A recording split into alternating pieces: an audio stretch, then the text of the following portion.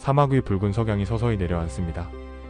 황금빛 모래 언덕 사이로 우뚝 솟은 거대한 건축물, 기자의 대피라미드가 장엄한 모습을 드러냅니다. 4500년 전 고대 이집트인들은 오늘날 우리의 상상력을 시험하는 거대한 구조물을 세웠습니다. 수천 년이 지나도 변치 않는 이 거대한 석조 건축물은 인류가 남긴 가장 위대한 유산 중 하나이자 여전히 풀리지 않은 수수께끼로 남아있습니다. 세계 7대 불가사의 중 지금까지 남아있는 것은 단 하나, 바로 이 피라미드입니다. 세월이 흘러 수많은 왕조가 흥망했고 문명이 사라졌지만 피라미드는 여전히 사막 위에서 굳건히 서 있습니다. 그러나 의문은 여전히 남아있습니다. 과연 고대 이집트인들은 어떻게 이토록 거대한 건축물을 세웠을까? 역사와 과학 그리고 수많은 가설들이 이 질문에 도전했지만 명확한 답은 아직 나오지 않았습니다. 피라미드는 약 230만 개의 석재로 이루어져 있습니다. 돌 하나의 평균 무게는 2.5톤에 달하고 가장 무거운 것은 70톤을 넘습니다. 단순한 도구와 인력으로 이 모든 돌을 채석장에서 가져와 수십 미터까지 올려 정확히 맞췄다는 사실은 믿기 어려울 만큼 놀라운 일입니다. 오늘날에도 건축 전문가와 엔지니어들은 어떻게? 라는 질문 앞에 고개를 갸웃거립니다. 역사 기록은 피라미드의 건설을 쿠프왕의 치세와 연결합니다. 기원전 2600년경 파라오는 자신의 권위와 영원한 삶을 상징하기 위해 대규모 건축을 명령했습니다. 당시 이집트는 나일강의 풍요로운 범람 덕분에 농업이 번성했고 이를 통해 충분한 인구와 자원을 확보할 수 있었습니다. 중앙집권 체제를 갖춘 이집트 사회는 파라오의 명령을 국가적 프로젝트로 수행할 수 있었습니다. 흔히 피라미드 건설은 노예 노동의 결과로 알려져 있지만 고고학은 다른 이야기를 전합니다. 발굴된 노동자 마을에서는 화덕, 맥주 양조장, 숙소 등이 발견되었습니다. 이는 그들이 단순한 노예가 아니라 숙련된 장인과 농민이었음을 보여줍니다. 농한기의 건설에 참여한 농민들은 임금을 받고 생활했으며 숙련된 석공과 장인들은 전문 기술을 발휘했습니다. 피라미드는 억압의 상징이 아닌 협력의 산물이었습니다. 학자들은 나무 썰매와 팥줄, 그리고 흙으로 만든 경사로를 이용했을 것이라 설명합니다. 나일강에서 배를 타고 운반된 석재는 육상으로 옮겨져 경사로 위로 밀려 올라갔습니다. 실제로 고대 벽화에는 사람들이 팥줄을 잡고 돌을 끌며 앞쪽에 물을 뿌려 마찰을 줄이는 장면이 남아 있습니다. 이런 방식이라면 돌을 움직이는 것이 가능했을 수 있습니다. 그러나 이 이론만으로 모든 것이 설명되지는 않습니다. 피라미드 완성에는 20년이 걸린 것으로 추정됩니다. 하루 평균 300개 이상의 돌을 제자리에 올려야 했습니다. 이는 어마어마한 속도입니다. 높이가 올라갈수록 경사로는 더 길어지고 복잡해졌을 것입니다. 실제로 현대 엔지니어들이 이론대로 재현하려 했을 때 필요한 경사로의 길이는 상상을 초월했습니다.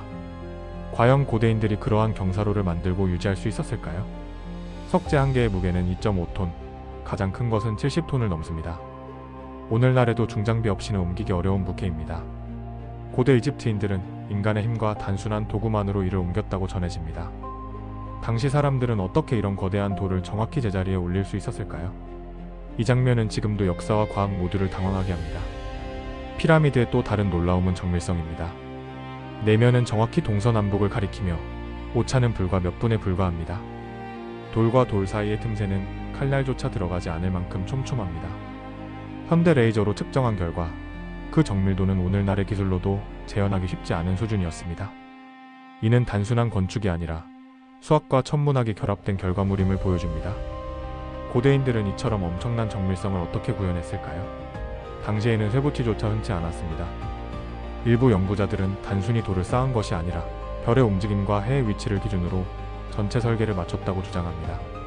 즉, 피라미드는 거대한 묘실이자 천문학적 장치였다는 것입니다. 그렇다면 이 모든 것이 단순히 인간의 힘과 지혜로만 가능했을까요? 피라미드를 둘러싼 논쟁은 여전히 뜨겁습니다. 학계의 정설, 대안적 가설, 그리고 상상을 자극하는 이야기들이 끝없이 이어지며 사람들을 피라미드의 미스터리 속으로 끌어들입니다. 피라미드가 단순한 무덤이 아니라 천문학적 관측소였다는 주장이 있습니다. 기자의 새 피라미드는 오리온 별자리의 새 별과 놀라울 만큼 정확하게 일치합니다. 고대 이집트인들은 별의 움직임을 관찰해 나일강의 범람 시기를 예측했고 이를 농업에 활용했습니다. 피라미드는 하늘과 땅을 연결하는 거대한 달력 혹은 천체지도였을지도 모릅니다. 또 다른 가설은 고대에 우리가 알지 못하는 첨단 문명이 존재했다는 것입니다. 바그다드 전지와 같은 유물은 이미 전기가 사용되었을 가능성을 보여줍니다. 만약 고대인들이 전기에 대한 지식을 갖고 있었다면 피라미드의 정밀성과 규모도 새로운 관점에서 해석할 수 있습니다. 이 주장은 아직 검증되지 않았지만 고대 사회가 생각보다 훨씬 더 발달했을 가능성을 제시합니다. 일부는 더 나아가 외계 문명과의 연관성을 주장합니다. 페루의 나스카 라인, 남미와 아프리카의 초정밀 건축물들은 피라미드와 유사한 특성을 지니고 있습니다. 이를 근거로 인류가 고대의 하늘의 존재와 접촉했으며 피라미드는 그 흔적이라는 주장이 나옵니다. 물론 이는 과학적 근거가 부족하지만 여전히 대중의 상상력을 자극하는 강력한 이야기입니다. 최근 과학기술은 피라미드 내부의 비밀을 조금씩 드러내고 있습니다. 뮤온 스캐닝이라는 입자 탐사 기법을 통해 알려지지 않았던 거대한 빈 공간이 발견되었습니다. 이는 피라미드가 단순히 무덤이 아니라 아직 밝혀지지 않은 구조적 의식적 기능을 지니고 있을 가능성을 보여줍니다. 고대 건축물 속에서 새로운 발견이 이어지고 있다는 사실 자체가 흥미롭습니다. 외계 문명설, 첨단 문명설, 천문학 가설은 모두 아직 가설일 뿐입니다. 그러나 한 가지 분명한 사실이 있습니다. 피라미드는 인류 역사에서 가장 거대한 수수께끼 중 하나라는 것입니다. 지금까지의 정설만으로는 설명되지 않는 부분이 존재하기에 다양한 가설들은 오히려 우리의 호기심과 탐구심을 더 자극합니다.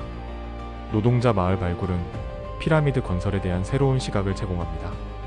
그곳에서 발견된 흔적은 노동자들이 일정한 급여와 음식을 제공받으며 생활했음을 보여줍니다.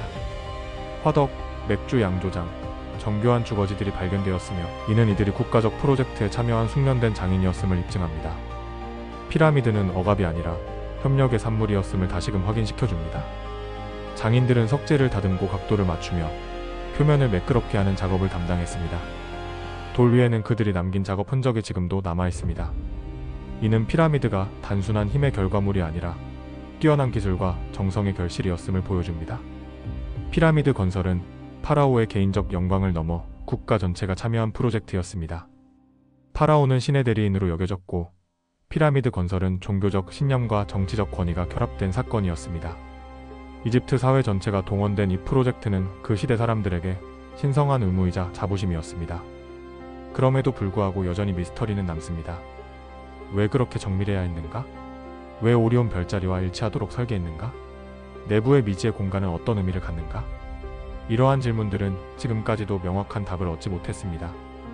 피라미드 내부에는 여전히 밝혀지지 않은 공간이 있습니다. 좁고 어두운 통로, 미지의 방들, 아직 발굴되지 않은 부분들. 매년 새로운 기술이 적용될 때마다 또 다른 발견이 이어지고 있습니다. 피라미드는 여전히 수수께끼를 간직한 거대한 연구 대상입니다. 밤하늘 은하수 아래 서 있는 피라미드는 더욱 신비롭게 다가옵니다. 그것은 마치 인간과 신, 땅과 하늘을 잇는 거대한 관문처럼 보입니다. 수천 년이 지난 지금도 이 피라미드는 여전히 사람들에게 경외심을 불러일으킵니다. 여러분은 어떻게 생각하시나요? 피라미드는 단순한 무덤이었을까요? 아니면 인류가 잃어버린 기술과 지식의 흔적이었을까요? 정답은 없지만 이 질문을 던지는 순간 우리는 이미 피라미드의 미스터리에 한 걸음 더 다가선 것입니다. 피라미드는 여전히 인류 앞에 서 있는 거대한 수수께끼입니다.